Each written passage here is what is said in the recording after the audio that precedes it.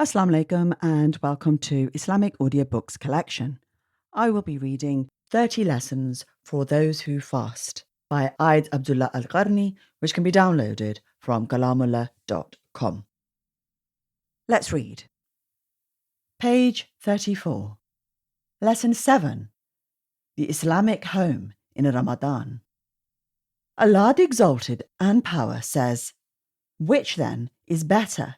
He who has founded his building on God consciousness and a desire for his goodly acceptance, or he who has founded his building on the edge of a water-worn, crumbling riverbank, so that it is bound to tumble down with him into the fire of hell? For God does not grace with his guidance people who deliberately do wrong." Quran 9 verse 109. The Islamic home is one that is founded on God consciousness. Its pillars are the fear of Allah. Its foundations are good deeds. Its garden is obedience to the commands of Allah.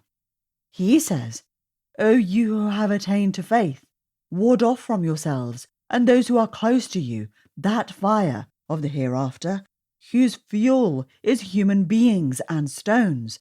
Lording over it are angelic powers, awesome and severe." Quran 66 verse 6. The home is a trust, a responsibility, and a stewardship.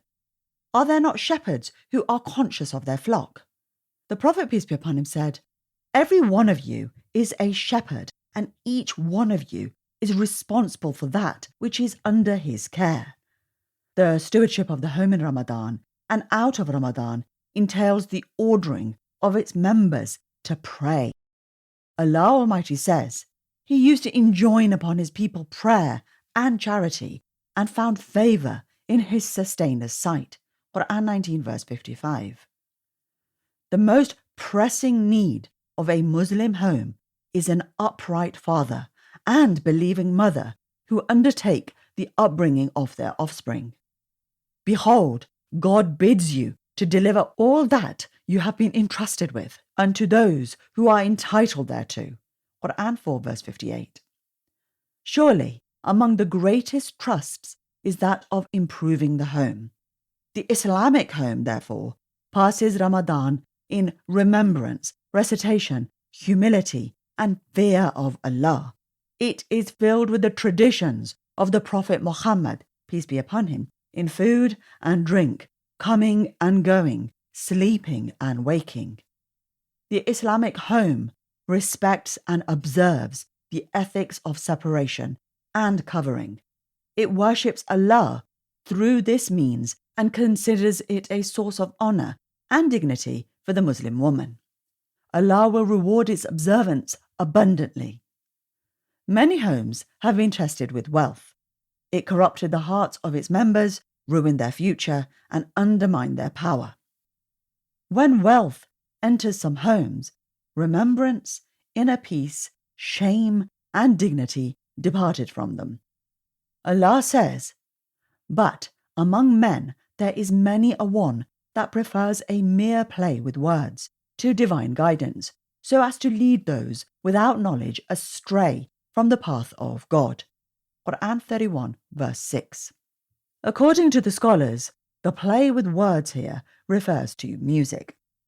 How many examples are there in which music has abused values, derided principles, and exhausted minds? The Islamic home arises with the remembrance of Allah and sleeps with His remembrance, far from vain and idle talk. The noble Quran describes them as those who turn away from all that is frivolous. Quran 23:3. The Islamic home has a sense of shame before Allah. Hence, the Prophet, peace be upon him, said, "O people, be chaste and modest before Allah."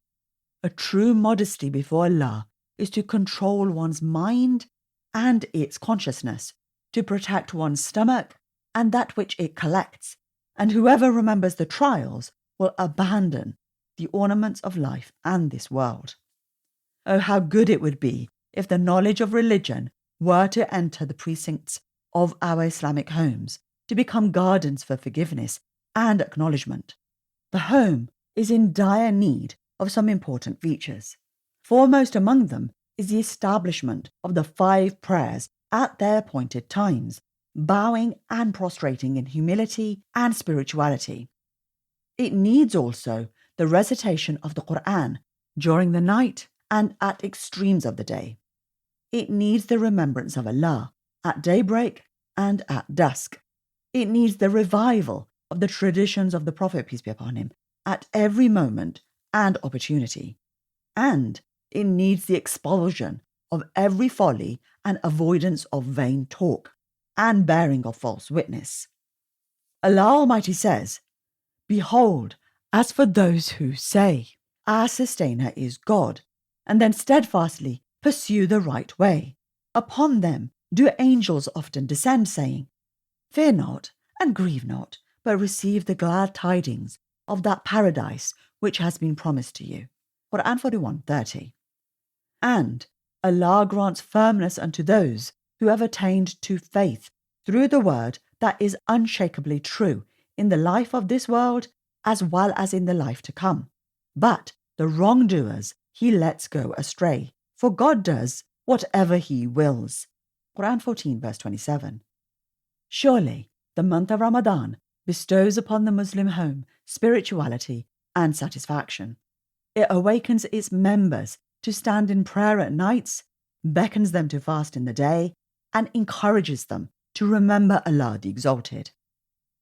It is they who truly follow God's revelation and are constant in prayer and spend on others secretly and openly out of what we provide for them as sustenance.